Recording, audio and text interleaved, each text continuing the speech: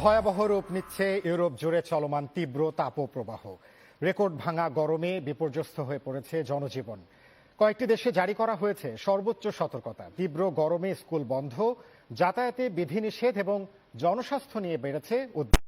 সবচেয়ে উদ্বেগজনক পরিস্থিতি তৈরি হয়েছে ফ্রান্সে। প্রচণ্ড গরম থেকে স্বস্তি পেতে পানিতে নেমে কয়েকদিনের ব্যবধানে অন্তত 40 জনের মৃত্যু হয়েছে। আরো জানাচ্ছেন ফোয়ারা ফারুক। ইউরোপ জুড়ে ভয়াবহ তাপদাহে ভেঙে যাচ্ছে একের পর এক তাপমাত্রার record. France, Spain, Italy, Germany, Belgium, Netherlands ও যুক্তরাজ্য সহ বিভিন্ন দেশের তাপমাত্রা অতীতের রেকর্ড ভেঙে ফেলছে। ইতালির স্বাস্থ্য মন্ত্রণালয় রোম ও মিলান সহ 16টি শহরে লাল সতর্কতা জারি করেছে। একই সময় যুক্তরাজ্যের কিছু এলাকায় তাপমাত্রা 40 ডিগ্রি সেলসিয়াস পর্যন্ত পৌঁছাতে পারে বলে পূর্বাভাস দেওয়া হয়েছে। ইংল্যান্ড ও ওয়েলসের বিস্তীর্ণ অঞ্চলে চরম গরমের সতর্কতা জারি করা হয়েছে।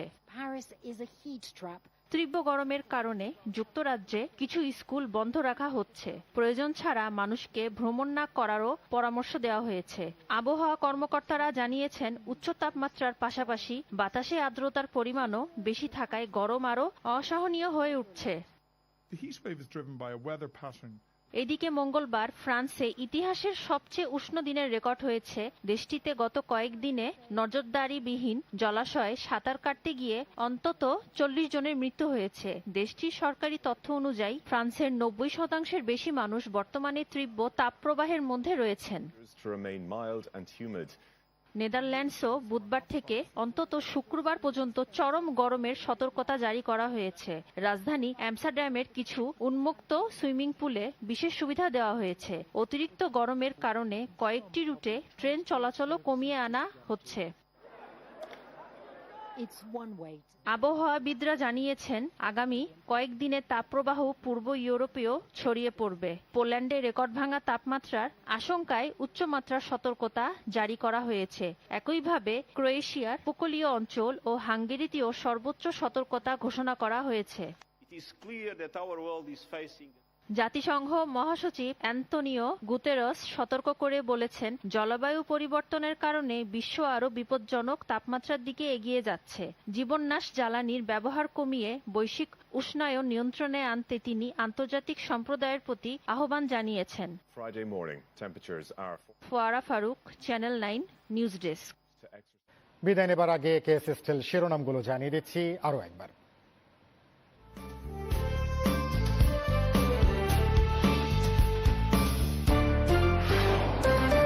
বেইজিং পৌঁছেছেন প্রধানমন্ত্রী। অংশ নেবেন উচ্চ পর্যায়ের দ্বিপক্ষীয় বৈঠকে। হতে পারে বেশ কয়েকটি চুক্তি সই। রোহিঙ্গাদের সহায়তায় অস্ট্রেলিয়া ও ইউনিসেফের $16 মিলিয়ন চুক্তি সই। সহযোগিতা অব্যাহত রাখার আহ্বান স্বরাষ্ট্রমন্ত্রী। ভোরে মাঠে নামছে 5 বারের চ্যাম্পিয়ন ব্রাজিল। 6 বিশ্বকাপে গোল করে কীর্তি গড়লেন রোনালদো।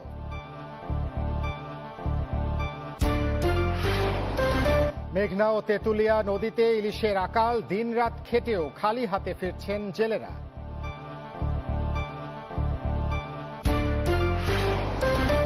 এবং তীব্র তাপপ্রবাহে পড়ছে ইউরোপ। ফ্রান্সে গরম থেকে বাঁচতে পানিতে নেমে 40 জনের মৃত্যু।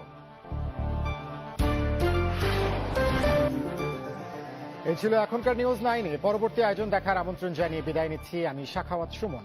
এতক্ষণ সঙ্গে থাকার জন্য ধন্যবাদ।